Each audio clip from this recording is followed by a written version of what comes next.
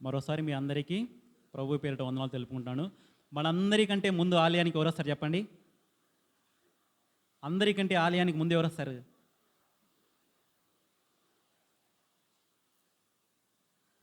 మనందరికంటే ఆలయానికి ముందు, మనకన్నా ముందు సాతానుడు వస్తాడు.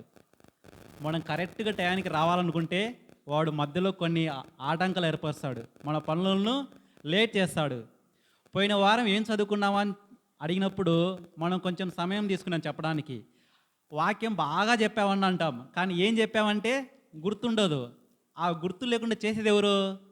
మనం బాగా వినుంటాం వాక్యము, కానీ కరెక్ట్గా అది చెప్పాల్సిన సమయానికి మనము చెప్పలేము.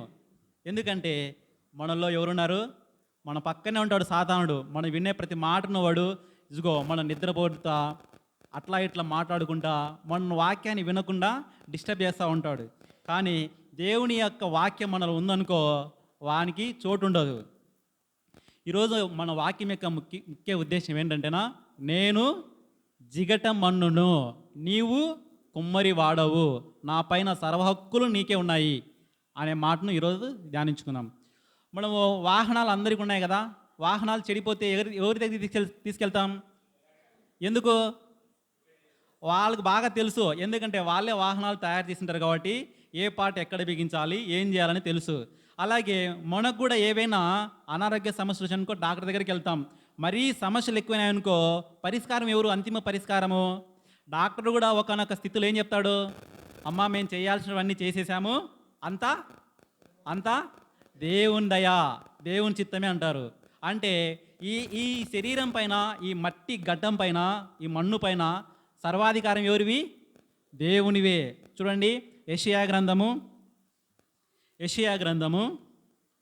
64వ అధ్యాయము 8వ వచనం చూడండి. యెషయా గ్రంథము 64వ అధ్యాయము. యెహోవా నీవే మాకు తండ్రివి, మేము జిగట మన్ను, నీవు మాకు కుమ్మరి వాడవు, మేమందరము నీ చేతి పని అయి ఉన్నాము. చూడండి, మనం అందరం ఎవరంట?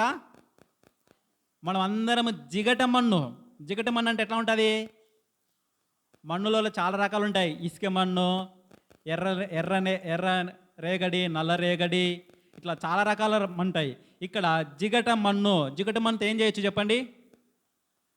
జిగట మన్నుతో ఏం చేయొచ్చు? కుండలు బాగా చేయొచ్చు. జిగట మన్నుతోనే కుండలు బాగా చేస్తారు. మనల్ని ఎవరితో పోలుస్తున్నాడు? జిగట మన్నుతో పోలుస్తున్నారు. ఎందుకంటే మనం ఎక్కడి నుంచి పుట్టాము? ఆదికాండము 2వ అధ్యాయంలో ఉంటుంది 7వ వచనంలో. ఇదిగో నరుణ్ణి ఏమిటితో సృష్టించాడు? నేల మట్టితో నరుని సృష్టించి నాసికా రంధ్రముల ద్వారా జీవాత్మ ఊదగా మనం అందరం ఏమయ్యాము? జీవులమయ్యాం. మట్టితో మనల్ని చేశాడు. అందుకే ఈ మట్టి మేమైతే నువ్వు కుమ్మరి వాడవు, నువ్వు సృష్టికర్తవు, ఈ మట్టిపైన నీకే సర్వాధికారం ఉంది అని చెప్పి ఇక్కడ యెషయా గారు మాట్లాడుతున్నారు. చూడండి, ఈరోజు మన వాక్యం యొక్క ముఖ్య వచనాలు ఏంటంటేనా, ఇర్మియా రాసినటువంటి గ్రంథం, ఇర్మియా గారు రాసినటువంటి గ్రంథము 18వ అధ్యాయము 1 నుంచి 12 వచనాల వరకు ఉంటుంది. చదవండి ఒకసారి. యెహోవా యొద్ద నుండి ఇర్మియాకు ప్రత్యక్షమైన వాక్కు, నీవు లేచి కుమ్మరి ఇంటికి పొమ్ము, అక్కడ నా మాటలు నీకు తెలియజేతును. నేను కుమ్మరి ఇంటికి వెళ్ళగా వాడు సారె మీద పని చేయుచుండెను. కుమ్మరి జిగట మంటితో చేయుచున్న కుండ వాని చేతిలో విడిపోగా ఆ జిగట మన్ను మరలా తీసుకొని కుమ్మరి తనకు యుక్తమైనట్టుగా దానితో మరి యొక్క కుండ చేసాను. చూడండి, ఏమన్నా కొంచెం అర్థమైందా? ఇర్మియాని పిలిచి ఏమంటున్నాడు? నీవు లేచి కుమ్మరి ఇంటికి పొమ్ము. ఇక్కడ చాలా ఆలోచించాలి. నువ్వు లేచి ఎక్కడికి వెళ్ళామంటున్నాడు? కుమ్మరి ఇంటికి పొమ్ము. ఈ చదవబడిన ఈ 4 మాటల్లోనే మన ఆత్మీయ స్థితిని మనం వెతుక్కోవాలి. మనం ఏంటి? మనం ఎలా ఉన్నాము? ఎక్కడున్నాము? ఏ స్థితిలో ఉన్నామనేవి వెతుక్కుందాం ఒకసారి. నువ్వు లేచి కుమ్మరింటికి పొమ్ము అంటున్నాడు. ఒకసారి మనము ఏ స్థితిలో ఉన్నామో చూసుకోండి. ఆదివారం మనం ఎక్కడికి రావాలి? ఆలయానికి రావాలి. ఎందుకు రావాలి? ఇక్కడ దేవుడు మనతో మాట్లాడుతున్నాడు. అబ్రహాము తన తల్లిదండ్రుల దగ్గర ఉన్నప్పుడు, అబ్రహామా, నీవు ఈ దేశమును, నీ బంధువులను, నీ తల్లిదండ్రులను విడిచి నేను చూపించబో దేశమునకు రమ్ము అని చెప్పినప్పుడు అబ్రహాం ఏమని అడిగాడా? ఏం ఆలోచించలేదు. ఒకసారి సమూయేలు గారు దావీదును రాజుగా ఎంచుకోవాలనుకున్నప్పుడు దేవుడు, సమూయేలు నువ్వు లేచి యెరూషలేము నుండి ఎక్కడికి? బెత్లెహేం అన్న పట్టణానికి పోయి అక్కడ నిలువుము, నేను నీతో మాట్లాడుతాను. ఇక్కడే మాట్లాడొచ్చు మనకు దేవుడు, కానీ నువ్వు ఇక్కడి నుంచి లేచి పలానా చోటికి వస్తే అక్కడ నేను నీతో మాట్లాడుతాను అంటున్నాడు. ఇదిగో మనందరితో మాట్లాడుతున్నాడు. ఆదివారం మనంతా ఎక్కడికి రావాలి? ఆదివారం మనం అందరూ ఇక్కడికి రావాలి, ఆలయానికి వస్తే ఇక్కడ దేవుడు మనతో మాట్లాడుతాడు. ఏం మాట్లాడుతాడు అనేది చూద్దాం.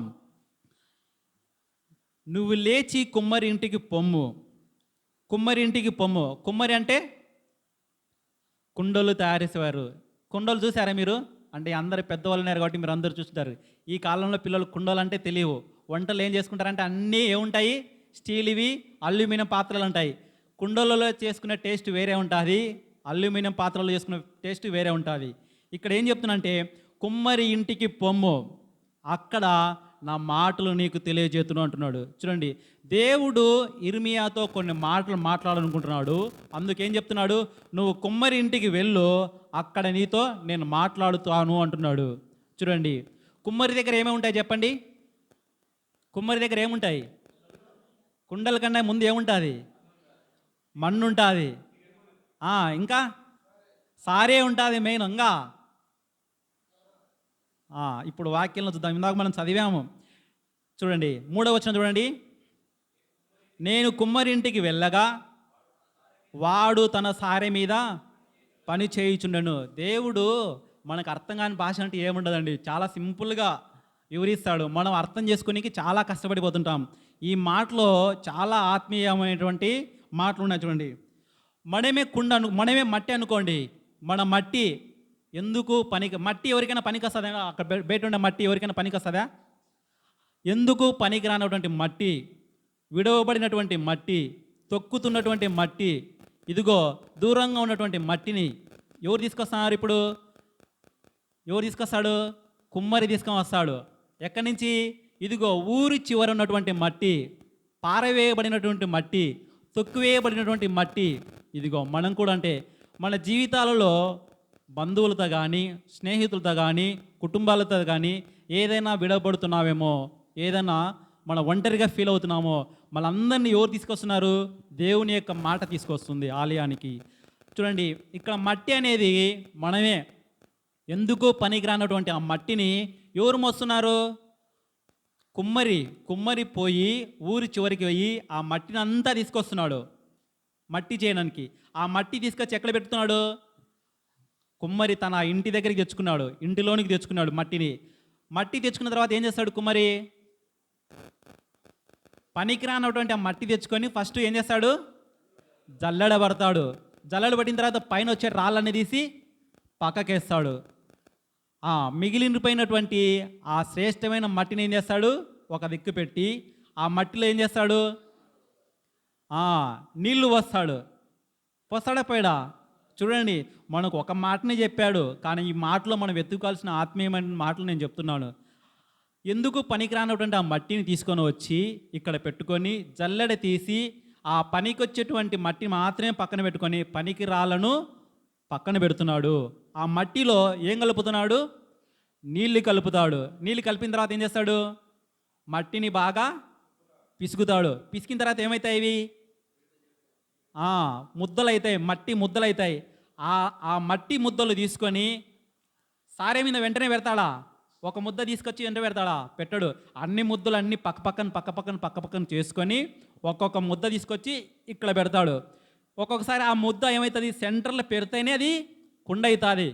సెంటర్లో పెట్టకుండా పక్కన పెట్టడానికి ఏమవుతుంది? జారిపోతుంది.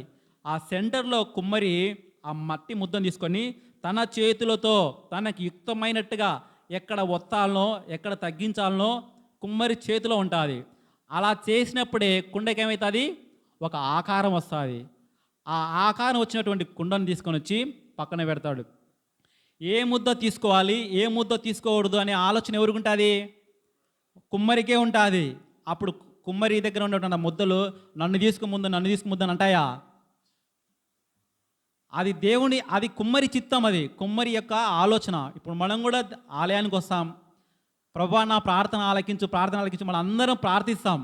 కానీ అంతిమ తీర్పు ఎవరిది? అంతిమ తీర్మానం ఎవరిది? దేవునిదే.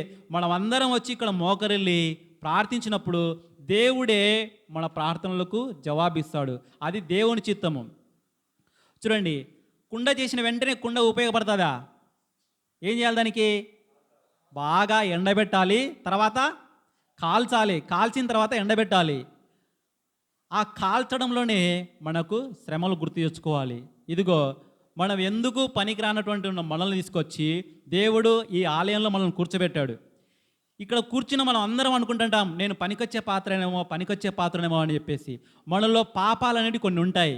ఆ పాపాలను ఎప్పుడైతే మనం విడిచిపెడతామో అప్పుడే దేవుడు ఎంచుకున్న పాత్రగా నువ్వు నేను నిలబడతాము.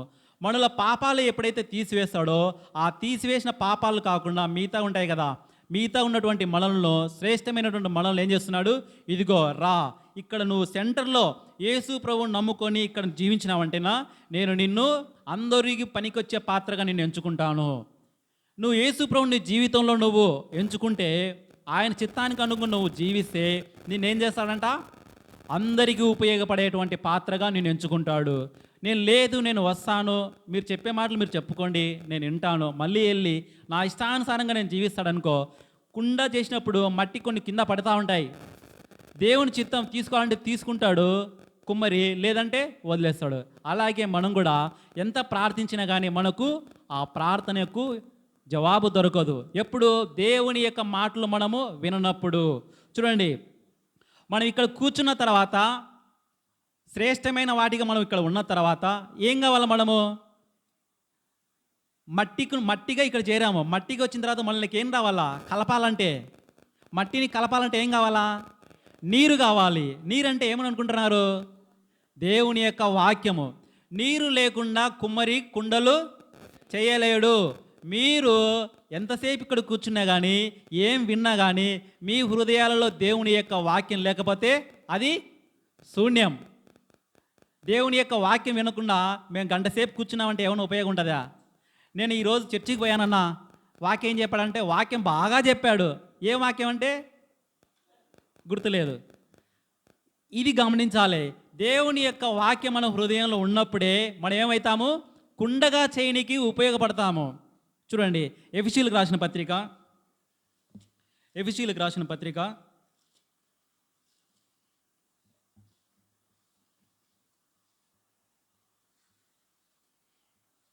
5వ అధ్యాయము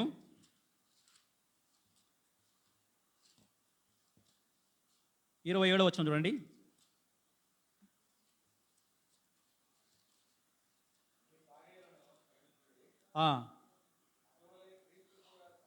అటువలే క్రీస్తు కూడా సంఘమును ప్రేమించి అది కలంకమైనను ముడత అయినను అట్టిది మరి ఏదైనను లేక పరిశుద్ధమైనదిగాను నిర్దోషమైనదిగాను మహిమగల సంఘముగాను ఆయన తన ఎదుట దానిని కొనవలనని వాక్యముతో ఉదక స్నానము చేత దానిని పవిత్రపరచి పరిశుద్ధపరచుటకై దాని కొరకు తన్ను తాను అప్పగించుకొను. అయ్యా, మనలందరినీ దేవుడు ఎలా చూడాలనుకుంటున్నా అంటే, ఇదిగో పరిశుద్ధులుగా, నిర్దోషమైన దానిగా, మహిమగల సంఘముగా దేవుడు మనల్ని చూడాలనుకుంటున్నాడు.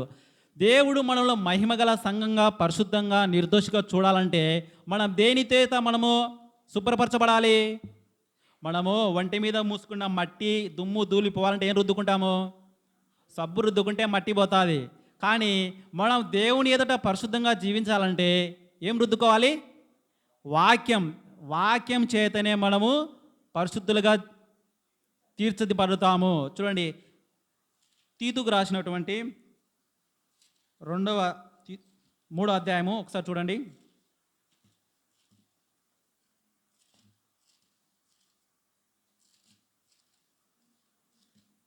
3వ అధ్యాయము 5వ వచనం చూడండి. మనము నీతిని అనుసరించి చేసిన క్రియల మూలముగా కాక తన కనికరము చొప్పుననే పునర్జన్మ సంబంధమైన స్నానము ద్వారాను పరిశుద్ధ ఆత్మ మనకు నూతన స్వభావము కలగజేయట ద్వారాను మనల్ని రక్షించుడు. అయ్యా, మనం రక్షించాలంటే, మనం పవిత్రంగా తీర్చబడాలంటే పునర్జన్మ సంబంధమైన స్నానం అంటున్నాడు. ఆ స్నానమే, ఆ నీళ్ళే దేవుని యొక్క వాక్యము. ఆ వాక్యం మన హృదయంలో ఉన్నప్పుడే మనలో ఉన్నటువంటి పాపాలన్నీ పోయి పరిశుద్ధులుగా, మహిమగల సంఘముగా, నిర్దోషులుగా మనము ఆయన ఎదుట నిలబెడతాము. చూడండి, కుమ్మరికి నీళ్లు లేకుండా కుండ చేనికి ఆస్కారమే లేదు. మనం కూడా పరిశుద్ధులుగా జీవించాలంటే మన హృదయంలో ఖచ్చితంగా వాక్యం ఉండాలి. దేవుని యొక్క వాక్యం లేకుండా మనము పరిశుద్ధులుగా జీవించలేము. చూడండి, దేవుని యొక్క వాక్యంతో మనము తీర్చబడినప్పుడు, స్నానంతో, ఉదక స్నానంతో మనము ఉన్నప్పుడు, దేవుని యొక్క ఆలోచనలకు మనం సిద్ధంగా ఉన్నప్పుడు. చూడండి, కుమ్మరి మట్టి ముద్దలు తీసుకొని వెంటనే కుండ చేస్తాడా? వెంటనే చేయడు. మీరు గమనించాలి లేదో, ఆ మట్టి ముద్దలు మళ్ళా నీళ్ళలో నానబెడతాడు. మట్టిని పిసికి ముద్దలు చేసిన వెంటనే ఆ ముద్ద వెంటనే పెట్టాడు, వాటిని నీళ్ళల్లో కొంతసేపు నానబెడతాడు. ఎందుకు? ఎంతసేపు నానబెడితే అది అంత నునుపుగా వస్తుంది, సారవంతంగా మారుతుంది. ఎట్లా తిప్పితే అట్లా ఆకారంగా మారుతుంది. ఎందుకోసం అంటే అది నీళ్ళల్లో బాగా నానింది. మనం కూడా అంతే, దేవుని యొక్క వాక్యము మన హృదయంలో ఎక్కువసేపు పెట్టుకోవాలి. పోయిన వారం చెప్పిన వాక్యమే ఈ రోజుకి గుర్తుండదు చాలామందికి. చూడండి, ఆలోచించాలి. ఈ వాక్యం మన హృదయంలో ఉన్నప్పుడే బయట నుండి పాపాలు చేయనికి మనము పూనుకోం. చూడండి, దేవుడు నీళ్ళల్లో ఆ కుమ్మరి మట్టి కుండలను కొంతసేపు నానబెడతా అని చెప్పా కదా. ఎందుకోసము? అది ఆకారం కోసము. కుమ్మరి యొక్క ఆలోచనలకు అనుగుణంగా ఆ కుండ మారడానికి కొంత సమయం పడుతుంది. అంతవరకు ఏం కావాలి? మనము వేచి ఉండాలి. నేను వెంటనే దేవుణ్ణి నమ్ముకున్నాను, బాప్తీసం తీసుకున్నాను, వాక్యం వింటున్నాను, వెంటనే నాకు అన్నీ జరుగుతున్నాయి అనుకొని మనము దేవా నన్ను వాడుకో అంటే దేవుడు వాడుకుంటాడా? ఒక సమయం అంటూ మనకి ఇచ్చాడు వాడుకోవడానికి. చూడండి, చాలామంది అనుకుంటుంటారు, నేను ఎన్నో ప్రార్థన చేస్తుంటాను ప్రభా, నా ప్రార్థనకు ఇంకా సమాధానం రాలేదేంటి, ఎన్ని రోజుల నుంచి అడుగుతున్నా కానీ నా ప్రార్థనకు జవాబు దొరకట్లేదని చెప్పేసి మనం ఆలోచిస్తాము. కానీ దేవుడు ఏం చెప్తున్నా అంటే, ఇదిగో కొంచెం కాలము వేచి ఉండు, సరైన సమయం కోసము వేచి ఉండు అంటున్నాడు. చూడండి, మోషే గారిని, మోసే ముందు ఎట్లున్నాడు? ముక్కోపి, ఒక నరహంతకుడు మోసే. కానీ దేవుని యొక్క ఆలోచనలు ఎరిగిన తర్వాత ఎన్ని సంవత్సరాలు పట్టింది ఆయన దేవుని నమ్ముకున్న తర్వాత ఇశ్రాయేల్ ప్రజలు నడిపించడానికి? 40 సంవత్సరాలు పట్టింది. ఎందుకోసము? దేవుని యొక్క ఆలోచనలు ఎరగాలన్నా, వాటిని పాటించాలన్నా కొంచెం కాలము మనం వేచి ఉండాలి. వెంటనే జరగాలంటే, ఇప్పుడు దేవుడు మోషే ఎంచుకున్న వెంటనే మోషే రా నాయకునిగా ఉంటా అని చెప్పి అన్నాడా? లేదు, 40 సంవత్సరాలు పట్టింది మోషే నాయకునిగా ఉండడానికి. మనం కూడా వెంటనే ప్రార్థన చేసిన వెంటనే నాకు సమాధానం రావాలంటేనా? రావు. మనం కూడా ఆలోచనలు ఎరగాలి. దేవుని యొక్క ఆలోచన ఏంటి, ఆ ఆలోచనకు అనుగుణంగా నేను జీవిస్తున్నానా లేదా అని చెప్పి వేచి ఉండాలి. చూడండి, ముక్కోపి మోసే, అలాంటి ఆయన 40 సంవత్సరాలు దేవుని యొక్క నిబంధనకు జీవించినప్పుడు ఎలా అయిపోయాడు? దేవునికి ఎలా అయిపోయాడు? సాత్వికులాగా అయిపోయాడు. ముక్కోపి నరహంతుడిగా ఉన్నటువంటి ఆయన ఎలా అయిపోయాడు? ఇదిగో ఈ భూమిలో, ఈ లోకంలో ఉన్నటువంటి అందరి జనాల కంట సాత్వికుడు, మిక్కిలి సాత్వికుడు ఎవరంటే మోసే అని చెప్పాడు. చూడండి, ఎలాంటి సాక్ష్యం పొందాడు. మనం కూడా మన ప్రార్థనలకు జవాబు రావాలంటే కొద్ది కాలము వేచి ఉండాలి. దేవుని ఈ కుమ్మరి కుండ చేసిన వెంటనే ఎక్కడ పెట్టాలా? కుండ చేయాలంటే సారె పైన ఎక్కడెక్కడ పెడితే కుండ కాదు, సెంటర్ ప్లేస్లో పెడితేనే అది కుండ అవుతుంది. అలాగే మనం కూడా దేవుని యొక్క ఆలోచనలు ఎరిగిన మనము క్రీస్తును మన హృదయంలో పెట్టుకోవాలి. ఎప్పుడు పెట్టుకోవాలంటే, లేదు నేను ఎప్పుడంటే అప్పుడు పెట్టుకొని నాకు కష్టాలు వచ్చినప్పుడే నాకు దేవుడు గుర్తొస్తాడు అంటే అది కుదరదు. ఎల్లవేళలా దేవుని యొక్క వాక్యము మన హృదయంలో పెట్టుకోవాలి. చూడండి ఒకసారి కీర్తనల గ్రంథం చూడండి. కీర్తనల గ్రంథము 40వ అధ్యాయము 2వ వచనం చూడండి.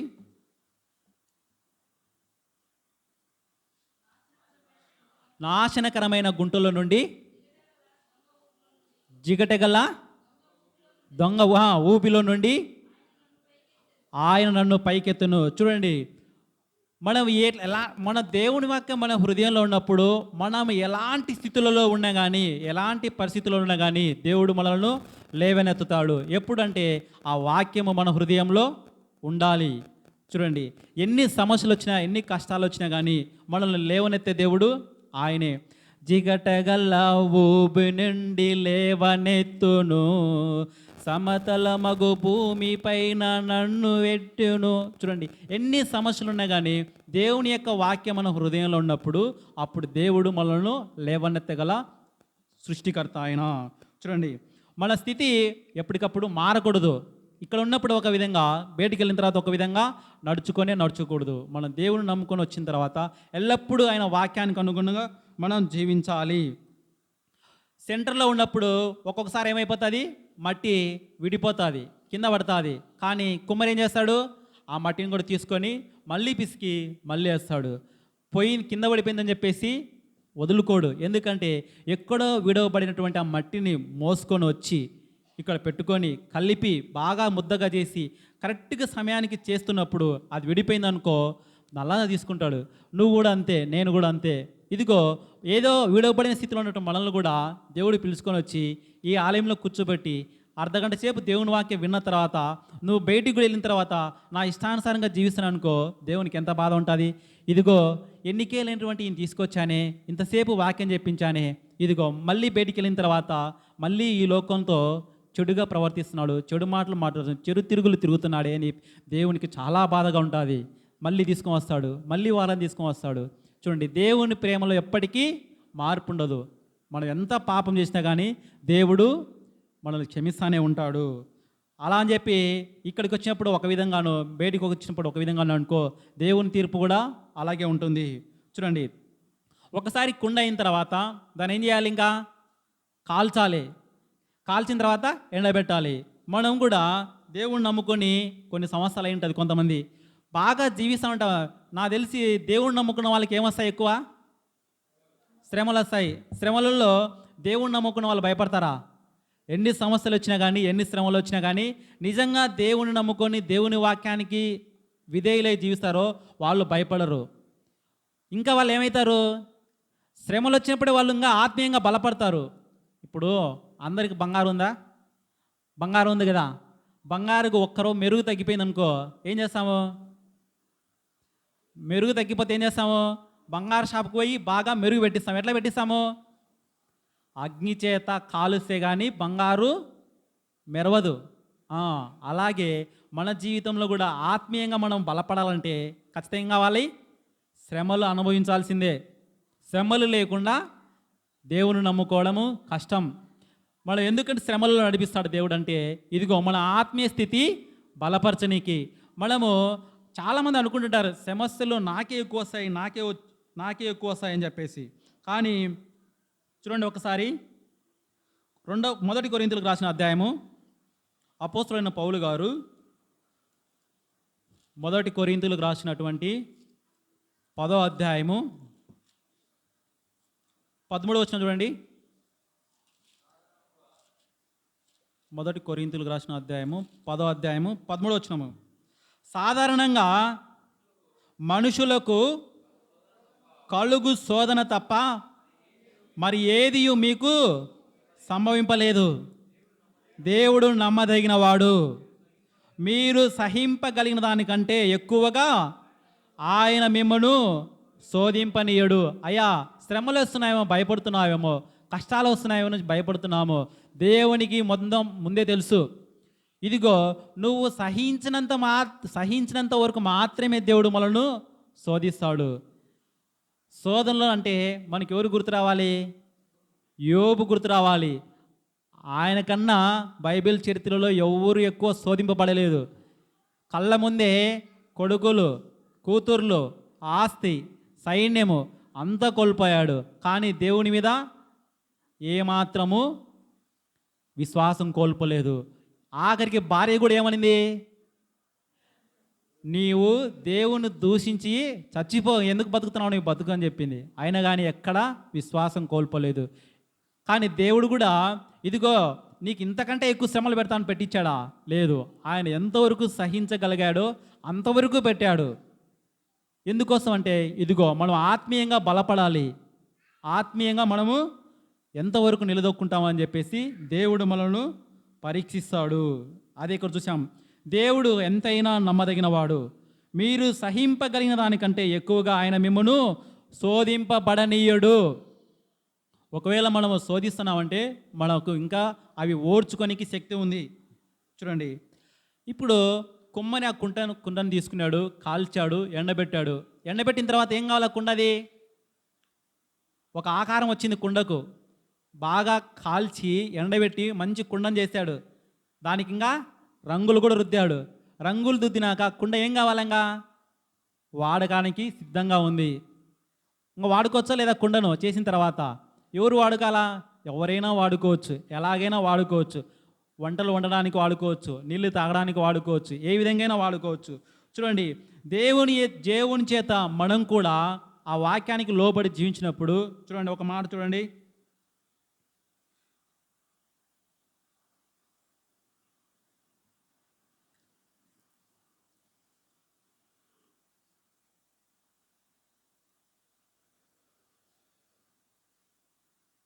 రెండవ తిమోతికి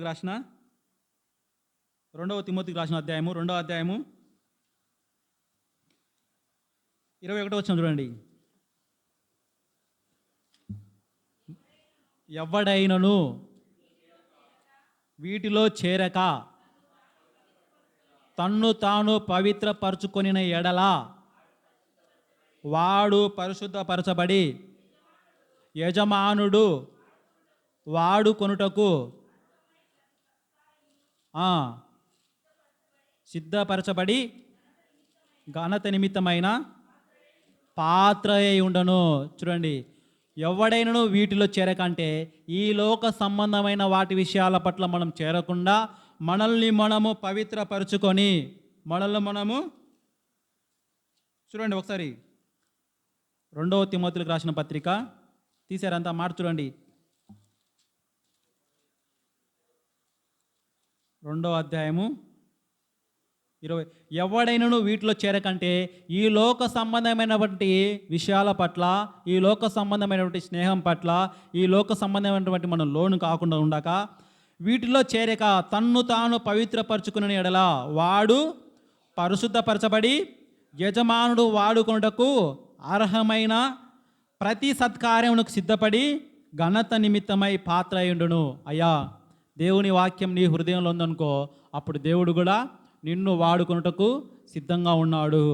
దేవుని చేతిలో నువ్వు వాడబడుతున్నావంటే ఎంతైనా ఆశీర్వాదకరము. అది ఎన్నో మేలులకు నీవు నీ కుటుంబము దారి తీస్తుంది. ఆ యజమానుడు వాడుకునే పాత్రకు నువ్వు సిద్ధంగా ఉండాలంటే ఏం చేయాలి? ఈ లోకంలో ఉన్నటువంటి పాపములకు, ఈ లోక సంబంధమైనటువంటి స్నేహానికి ఇదిగో మనలో ఉన్న ఆ బలహీనతలు తీసివేసి దేవుని యొక్క వాక్యాన్ని మనం హృదయంలో పెట్టుకొని పరిశుద్ధంగా జీవించామంటేనా మనం కూడా ఆ పాత్రలుగా, యజమానుడు వాడుకునే పాత్రగా మనము మారుతాము. చూడండి, ఇర్మియా గ్రంథానికి రండప్పుడు ఇర్మియా గారితో దేవుడు చెప్తున్న మాటలు. అందుకోసమే కుమ్మరి దగ్గరికి ఎందుకు తీసుకెళ్ళాడు? ఇదిగో కుమ్మరి కుండను ఎలా తయారు చేస్తాడంటే, ఇప్పుడు మనం చదువుకున్నాం కదా, కుమ్మరి కావాల్సినటువంటి ఆ మట్టి కుమ్మరి ఎంతో కష్టపడి ఇదిగో వెతికి ఎలాంటి మట్టి అయితే నాకు కుండకు పనికొస్తుందని చెప్పి ఆ వెతికి మంచి శ్రేష్టమైన మట్టిని తీసుకొని వచ్చి ఆ శ్రేష్టమైన మట్టిని జల్లెడదీసి ఆ రాళ్ళని పారవేసి ఆ సారవంతమైన మట్టిని నీళ్ళతో కలిపి మంచి ఆకారం గల ముద్దగా చేసి ఆ ముద్దను నీళ్ళలో నానబెట్టడానికి కొంచెం టైం తీసుకొని తర్వాత తనకి ఇష్టమైన ముద్ద తీసుకొని ఇదిగో సారె పైన మధ్యలో పెట్టి ఆ సారె పైన మధ్యలో పెట్టి అట్లా తన చేతులతో తనకి యుక్తమైనట్టుగా కుండను చేసి ఇదిగో విడిపోతున్నప్పుడు పడిపోతున్నప్పుడు జారిపోతున్నటువంటి ఆ మట్టిని మళ్ళీ తీసుకొని మళ్ళీ దాన్ని ఉపయోగిస్తున్నాడు. ఇదంతా ఒక మాటలో చెప్పాడు, ఇదిగో కుమ్మరి ఇంటికి రా, వెళ్ళి వాడు చూడగా కుమ్మరి సారె మీద పని చేయుచుండెను. కుమ్మరి జిగట మంటితో చేయుచున్న కుండ వాని చేతిలో విడిపోగా ఆ జిగట మన్ను మరలా తీసుకుని కుమ్మరి తనకు యుక్తమైనట్టుగా దానితో మరి యొక్క కుండ చేసెను. ఈ కుండ చేయనికి ఎంత టైం పట్టింది? చాలా సమయం పట్టింది. ఫస్ట్ మట్టిని వెతుక్కున్నాడు. ఆ మట్టి నువ్వు నేనే. ఇదిగో ఆ సారవంతమైన మట్టిని తీసుకొచ్చి ఇక్కడ కూర్చోబెట్టి మనలో ఉన్నటువంటి పాపాలను తీసివేసి సారవంతమైనగా శ్రేష్టమైన దానిగా మనల్ని ఎంచుకొని గంటసేపు మనం దేవుని వాక్యాన్ని మీ హృదయంలో పెడితే ఆ హృదయంలో ఉంచుకున్న మనము వాక్యాన్ని మళ్ళా బయటికి వెళ్ళిపోతే ఆ జారిపోతాయేమో దేవుడు జాగ్రత్తగా చూస్తూ ఉంటాడు. నా పిల్లలు జారిపోతున్నారేమని మళ్ళీ తీసుకొస్తాడు. మళ్ళీ వారము ఇదిగో నా పిల్లలు జారిపోకుండా మళ్ళీ వాక్యంతో నిన్ను ప్రత్యేకపరుచుకొని ఇదిగో ఒక మంచి ఆకారం గల కుండగా మంచి వాక్యంతో నీ హృదయంలోని విత్తి నిన్ను అందరూ వాడుకునే పాత్రగా అందరి చేత నువ్వు ద్వేషించబడకుండా యజమానుడు దేవుడి చేత నువ్వు వాడబడేకుండగా నిన్ను ఆయన చేయాలని ఆశపడుతున్నాడు. కానీ మనమేమంటున్నాము చూడండి, ఇక్కడ చూడండి 5వ అధ్యాయం 5వ వచనం చూడండి. అంతటా యెహోవా వాక్కు నాకు ప్రత్యక్షమై ఇలాగ సెలవిచ్చెను, ఇశ్రాయేలు వారులారా, ఈ కుమ్మరి మట్టికి చేసినట్లు నేను మీకు చేయలేదా? ఇదే యెహోవా వాక్కు. జిగట మన్ను కుమ్మరి చేతిలో ఉన్నట్లుగా ఇశ్రాయేలు వారులారా మీరంతా నా చేతిలో ఉన్నారు. దాని పెళ్ళగింతుననియు విరగొట్టుదురు అనియు నశింపదేను అనియు ఏదో ఒక జనమును గూర్చి కానీ రాజ్యమును గూర్చి కానీ నేను చెప్పి ఉండగా ఏ జనమును గూర్చి నేను చెప్పితునో ఆ జనము చెడుతనము మానినడలా నేను వారికి చెయ్యి ఉద్దేశించిన కీడును గూర్చి సంతాపపడుదును. అయ్యా, దేవుని వాక్యమైన విని బయటికి వెళ్ళి మళ్ళీ తప్పిపోతున్నావు అనుకో, దేవుడు నీకు మేలు చేయాలనుకున్నప్పుడు ఆయన ఎంతో సంతాపపడిపోతాడు. ఇదిగో నేను మేలే చేశాను ఇక్కడ ఉన్నప్పుడు మళ్ళీ బయటికి వెళ్ళిన తర్వాత ఈ లోక సంబంధం నువ్వు కలిసిపోతున్నావు అని చెప్పి దేవుడు మేలు చేయాలని అనుకున్నప్పుడల్లా మనం ఏం చేస్తున్నామో బయటికి వెళ్ళి తప్పిపోతున్నాము. అందుకే దేవుడు చాలా సంతాపపడిపోతుంటాడు. ఇదిగో నా పిల్లలు తప్పిపోతున్నారు అని చెప్పేసి. చూడండి 10వ వచనం చూడండి. ఆ జనము నా మాట వినకుండా నా దృష్టికి కీడు చేసిన ఎడల దానికి చేయదలిచిన మేలును గూర్చి నేను సంతాపపడను. అయ్యా, నేను ఎన్నో రోజుల నుంచి నా ప్రజలను మంచిగా ఎంచుకొని వాక్యంతో నింపుతున్నానే, కానీ వీళ్ళు బయటికి వెళ్ళిన తర్వాత నాకు ఇష్టం లేనటువంటి పనులు చేస్తూ ఇదిగో నేను ఇవ్వాల్సుకున్నటువంటి ఆశీర్వచనాలను వారు కోల్పోతున్నారని చెప్పి దేవుడు సంతాపపడిపోతున్నాడు. చూడండి, కాబట్టి నువ్వు వెళ్ళి యూదా వారితోనూ యెరూషలేము నివాసులతోనూ ఇట్లనము, యెహోవా సెలవిచ్చిన మాట ఏదనగా, మీ మీదికి నేను తెచ్చుటకై నేను కీడును కల్పించుచున్నాను, మీకు విరోధముగా ఒక యోచన చేయుచున్నాను. మీరందరూ మీ దుష్ట మార్గములను విడిచి మీ మార్గములలో మీ క్రియలను చక్కపరుచుకునుడి. అయ్యా, మీరంతా ఇదిగో ఈ దృష్ట కార్యములు, చెడు సాహసము, చెడు అలవాట్లు, విగ్రహారాధన ఇవన్నీ మీరు మానుకున్నారనుకో, నేను మీకు మేలే చేస్తాను. ఒకవేళ మీరు ఇవేమి చేయకుండా మీ ఇష్టానుసారంగా జీవిస్తున్నారనుకో, నేనే మీకు కీడు చేస్తాను అంటున్నాడు. చూడండి, ఎందుకోసము? మన మార్పు కోసమే దేవుడు కీడు కూడా చేయాలనుకుంటున్నాడు. చూడండి, ఈ మాటలు మనము చాలా గమనించాలి. దేవుడు ఆయన మనల్ని శోధిస్తున్నాడంటే ఇదిగో మనం ఎలా మారాలనుకుంటున్నాడు? దేవుడు పవిత్రులుగా, పరిశుద్ధులుగా, నిష్కలంకం లేని సంఘముగా, మహిమగల సంఘముగా దేవుడు చూస్తున్నాడు. చూడండి 29వ కీర్తనలు, ఇర్మీయా గ్రంథము 29వ అధ్యాయము చూడండి, చివరి మాటలు చూడండి. 29వ అధ్యాయము 11వ వచనం చూడండి.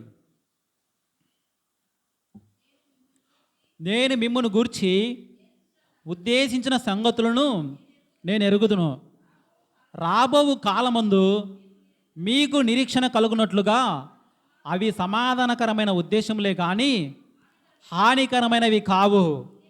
ఇదే దేవుని యొక్క వాక్కు. మీరు నాకు మొరపెట్టుదురే కానీ మీరు నాకు ప్రార్థన చేయుచు ఒత్తురేమి, నేను మీ మనవి ఆలకింతును. మీరు నన్ను వెదికిన ఎడలా, ఎలా వెతకాలంట? పూర్ణ మనసుతో నన్ను గూర్చి విచారణ చేసిన ఎడలా మీరు నన్ను కనుకొందురు. అయ్యా, ఈ 11వ మాటలో ఏం చెప్తున్నాడంటే, ఇదిగో మనకు రాబోయే కాలంలో దేవుడు ఒక నిరీక్షణ ఉంది. దేవుని యొక్క రాజ్యంలో మనం అందరం ఏం కావాలి? ఏకం కావాలి. మనం ఇంతకు దేవుణ్ణి ఎందుకు నమ్ముకున్నాం చెప్పండి? సింపుల్ ప్రశ్న. దేవుణ్ణి నమ్ముకొని ఇక్కడి వరకు వచ్చి దేవుని మాటలు ఎందుకు వింటున్నాము? నాకు ఆరోగ్యం బాగుండాలి, ఉద్యోగం రావాలి, సంఘంలో మంచి పేరు రావాలి, సమాజంలో మంచిగా జీవించాలని అనుకుంటున్నారా? వీటన్నిటికీ మనం బాగా కష్టపడితే సంపాదించుకోవచ్చు. మన అంతిమ యొక్క కోరిక ఏంటంటేనా, యేసుక్రీస్తు వారు ఈ లోకంలో జీవించి చనిపోయి తిరిగి 3వ నాడు లేచి ఏం చెప్పాడు? ఇదిగో నేను మళ్ళీ వస్తాను, మళ్ళీ వచ్చేటప్పటికి మీరంతా ఎలా ఉండాలి? నా ప్రజలుగా, నా సొత్తుగా మీరందరూ ఉంటే మిమ్మల్ని నేను నా సంఘానికి, పరలోక రాజ్యానికి వారసులుగా చేస్తా అని చెప్పాడు.